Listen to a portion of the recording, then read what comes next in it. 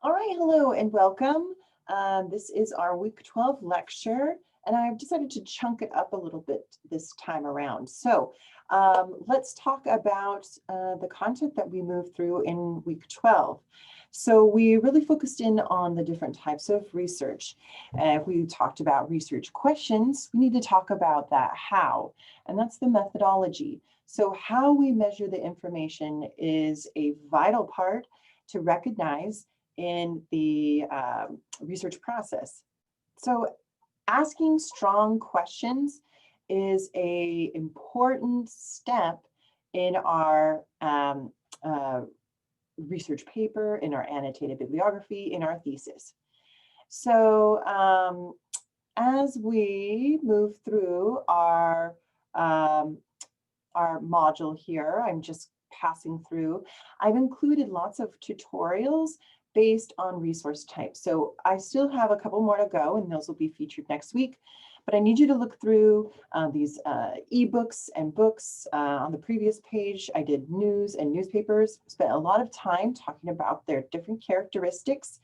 And for that database tutorial assignment, you'll be choosing one, and you'll be performing a video where you share your screen and you demonstrate the steps that you take to retrieve an article, including using an advanced search or Boolean operators, and reflecting a little bit on why you like what you like.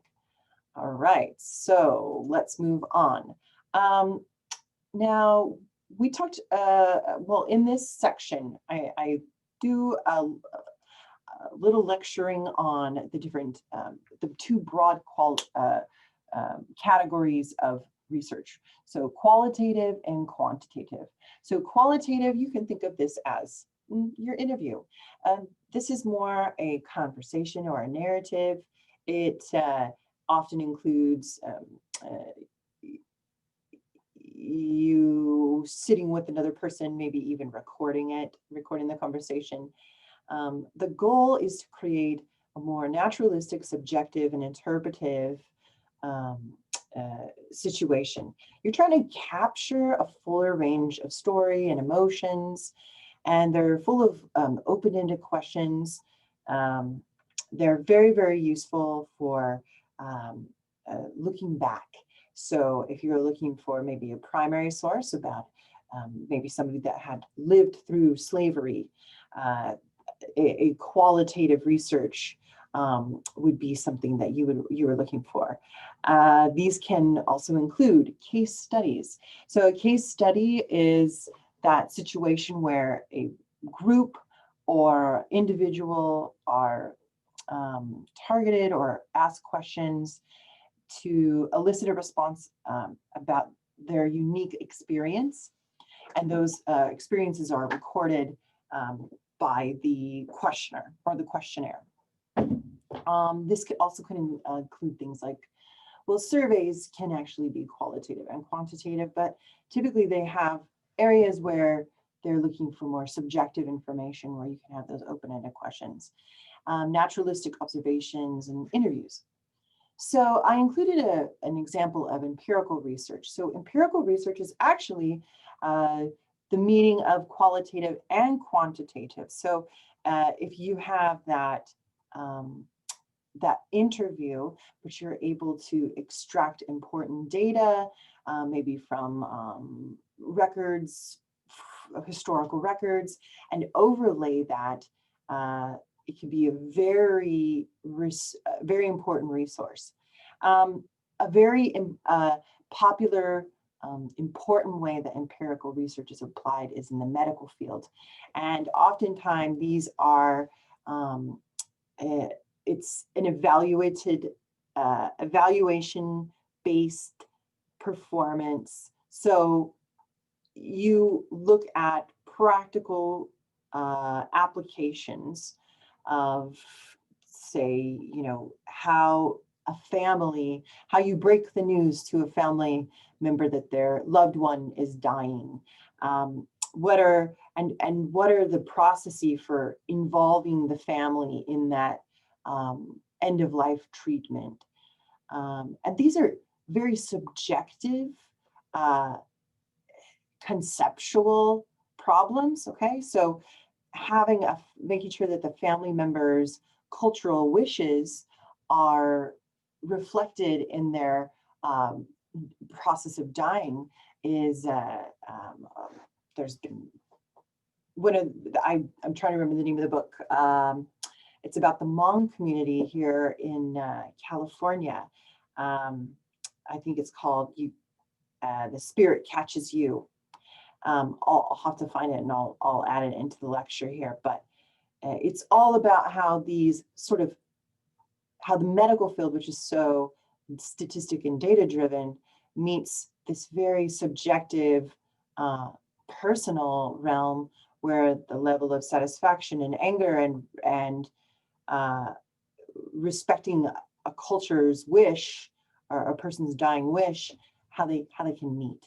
So empirical research is a very interesting area, and I did include a link down here if you would like to read some more.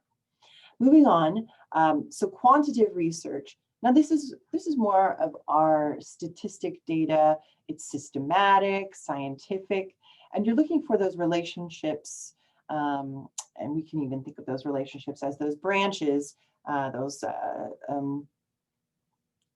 mind mapping like we did, where you're correlating, you're measuring, but these are coded, they're numerically defined. So you are also looking to do experimental. So you want to create a research scenario that can be recreated again and again. It's based on the scientific method. But as you collect that data, you are also making sure that that it's systematic and that it's standardized.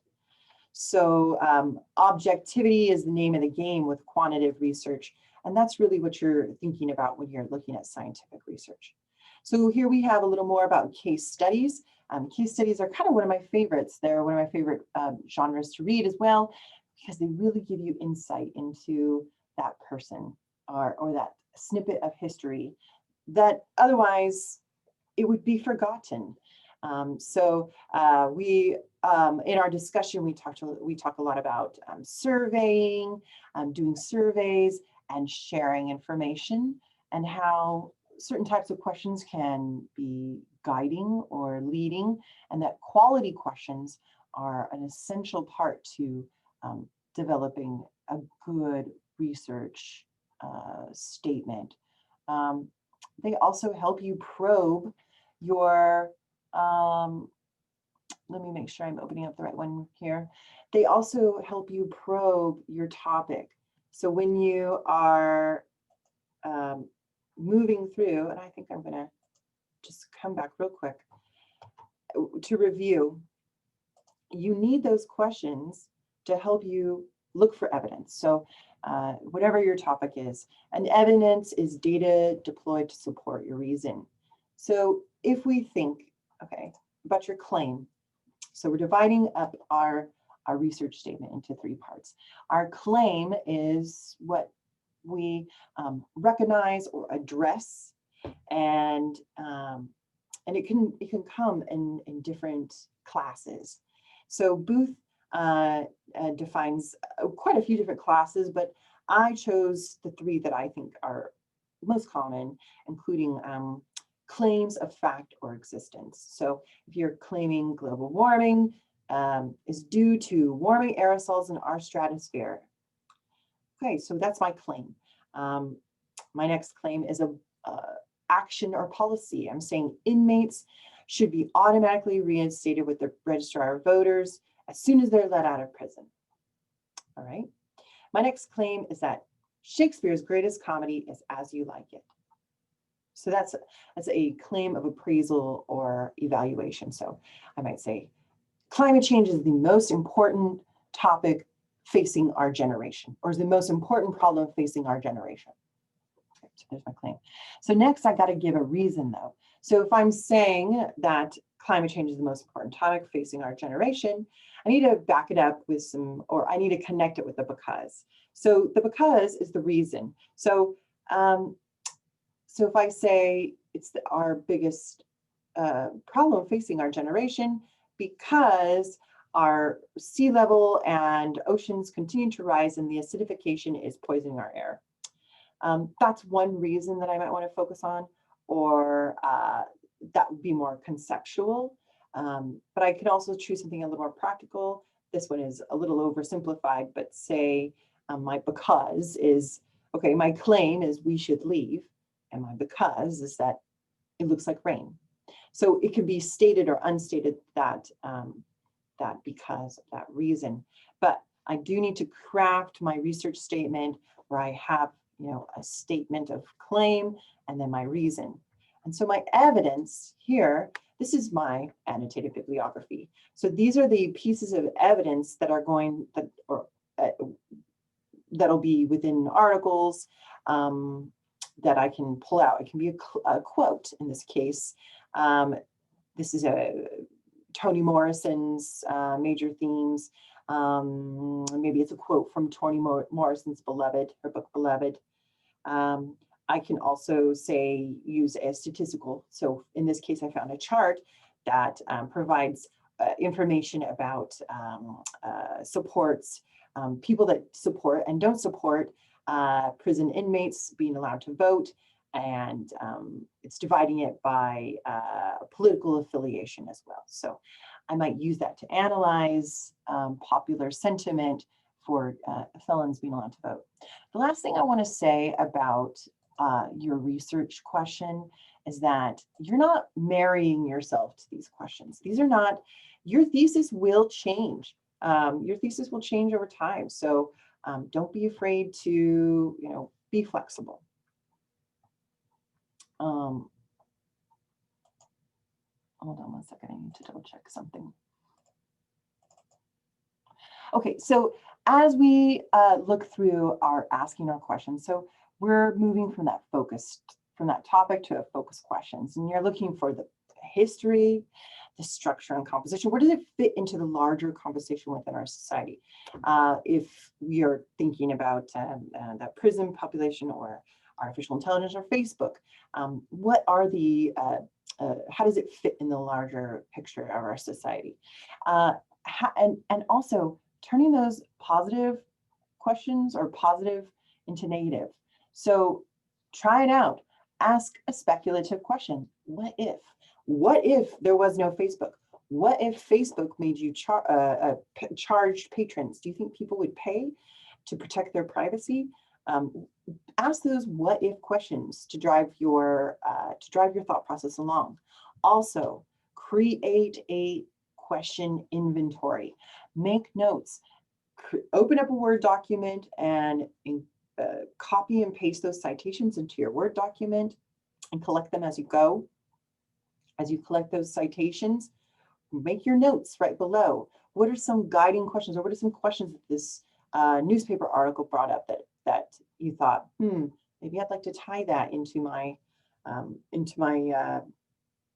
progression, my progression of questions. All right, so we also, I wanted to reflect a little bit and flip the switch a little bit here. We talked about methodology and questions, but I also wanted to look at surveys and how those open-ended and closed-ended questions seem to work. So closed-ended questions, they have these predetermined categories. So these can be sort of leading at times, and they may actually make you feel like you're being herded in one direction or another. They also sometimes deal in absolutes. So it's either true or false, and you feel like you're right in the middle, but you got to choose one or the other to move on. So these are, they can have some bias built in by the survey designer. So really the art of the question is a craft that's learned over time. And so I encourage you to continue to hone that craft. It'll serve you well throughout your life. Okay, so I'm going to stop sharing for one moment. And now I did want to reflect just a little bit further on our citations. So I wanted to go back into our resources that are available to use. Now, I noticed that a lot of our MLA, we got the formatting right when it came to 12-point font, Times New Roman, using proper margins and indentation, even the title page and the headers. However, when it actually came to citing MLA citation, I noticed a lot of people struggling. So you will need to use that our LRNR 30 research guide, and there's an MLA citation guide there. But I think, let me go ahead and go back to my screen here. I also want to point out that within the library homepage, there is, within the research guides, there's lots of other really great stuff. And under the How Do I Students, and then scroll down to How Do I Citations, there's an MLA 8th edition here that has even more in-depth information. So formatting your paper, we got this. Creating an in-text citation, we covered this. But there's also some excellent guides here, including some citation builders. And here's that MLA practice template. And this is a live or printable template that you can use. There are also these handouts here. So these are really great, like snapshots. So quick reference to what does a streaming video citation look like? What does a website citation look like? So here are a bunch of examples of different types, including American Folklife Center, Library of Congress. That's a government website right there. There are also more about online databases, the library databases. Here are some newspaper print articles and books with no author, book with 2 authors, and more. Okay, so I wanted to point this out, that this lives in the Merced College Library homepage. So don't be afraid to step outside of the Canvas module and check out what some of the other research, what else is available on the library homepage. All right. So that's it for this chunk. I'm going to go ahead and sign off for now. And I'll be doing one more tutorial where I'm going to demonstrate some of those more difficult MLA citations. Get ready to have your the MLA guide on hand. All right. Thank you.